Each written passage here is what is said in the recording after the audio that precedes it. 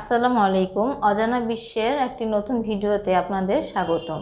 আজকের বিষয় লাউয়াছড়া জাতীয় উদ্যান।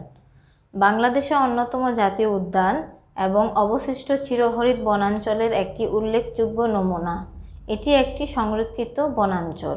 বাংলাদেশের 7টি বন্যপ্রাণী অভয়ারণ্য ও 10টি জাতীয় উদ্যানের মধ্যে এটি অন্যতম। মৌলভীবাজার জেলার শ্রীমঙ্গল ও কমলগঞ্জ উপজেলায় অবস্থিত 1250 হেক্টর আয়তনের এই বন জীববৈচিত্র্যে ভরপুর। লাউয়াছড়া উদ্যানে বাংলাদেশ বন বিভাগ কর্তৃক স্থাপিত তথ্য বোর্ড বাংলাদেশ সরকার 1997 খ্রিস্টাব্দে এই বনকে জাতীয় উদ্যান হিসেবে ঘোষণা করে।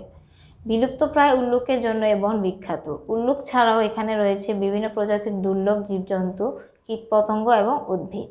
নিরক্ষীয় অঞ্চলের চিরহরিত অতিবৃষ্টি অরণ্যের মতো এখানেও প্রচুর বৃষ্টিপাত হয়।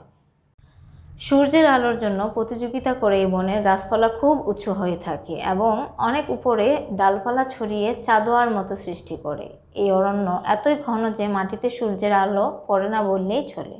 এটিকে বাংলাদেশের সবচেয়ে বড় অতিবৃষ্টি অরণ্য এলাকা হিসেবে চিহ্নিত করা হয়।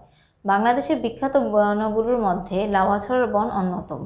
সিলেট বিভাগে মৌলভীবাজার জেলার কমলগঞ্জ উপজেলায় এই বন অবস্থিত। 1925 খ্রিস্টাব্দে তদানীত ব্রিটিশ সরকার এখানে বৃক্ষায়ন করলে তাই বেড়ে আজকের এই বনে পরিণত হয়।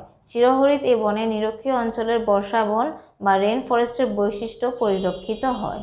একসময় বৃহত্তর সিলেটের সর্বত্রই এই ধরনের বন ছিল।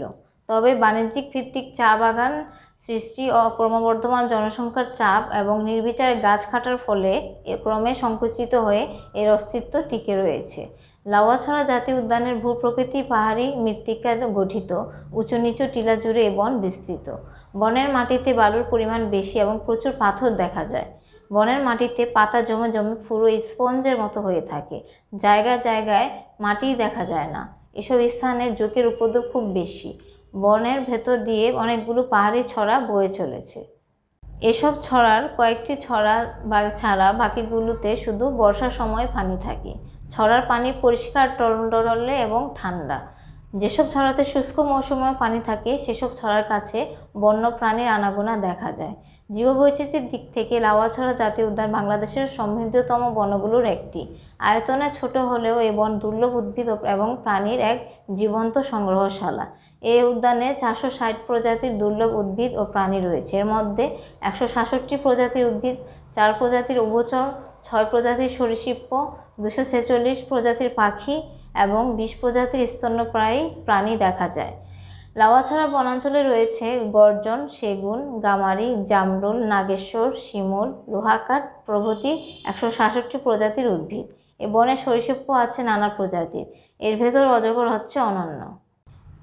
উদ্যানের বন্য পাখির মধ্যে সবুজ ঘুঘু, লাল বনমোরগ, তুর্কি বাজ, ঈগল, হরিয়াল, পেঁচা, তোতা এবং এখানে পাওয়া যায় হলুদ পাহাড়ি কচ্ছপ। লাউয়াছড়ার বনেই রয়েছে বিপন্ন প্রজাতির উল্লুক। বর্তমানে পৃথিবী জুড়ে এই উল্লুক বিলুপ্তির দ্বারপ্রান্তে পৌঁছে গেছে। লাউয়াছড়া জাতীয় উদ্যানের পাশেই রয়েছে মাগুরছড়া খাসিয়াপুঞ্জি। খাসিয়ারা বন ও প্রকৃতির সাথে একাত্ম হয়ে গড়ে তুলেছে তাদের আবাস। তাদের আবাসভূমিগুলো একাধিক টিলা অতিক্রম করে উঠে গেছে ছোট ছোট টিলার উপরে। তাদের প্রধান পেশা পান চাষ। এরকম আরও নানা রকম তথ্য পেতে আমাদের অজানা বিশ্ব চ্যানেলটি সাবস্ক্রাইব করুন। ধন্যবাদ।